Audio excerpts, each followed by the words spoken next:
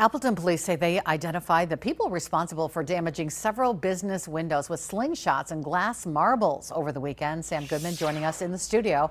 More details on the investigation and the technology they used to close this case. Sam. Thanks, Cammie. Yeah, that's right. A vandalism case from the weekend was quickly solved by Appleton police with the help of flock license plate reader cameras. That comes as the city says those cameras are expected to be removed in July.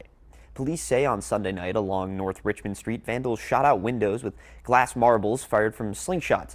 Investigators reviewed video from one of the businesses and saw only one vehicle pass the moment the damage occurred. They then used a nearby flock camera to capture the plate information, identify the registered owner, and track down who was inside. The investigation wrapped up Monday with suspects admitting to the damage, and Captain Megan Cash says the flock cameras were crucial in the quick resolution of this case.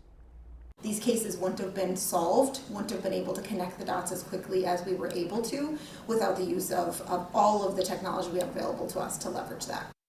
Police say 6 incidents are confirmed so far, with one odor sighting damages $1,000 plus. The city is currently in the process of ending its use of the flock, and the cameras are set to be removed throughout the next month.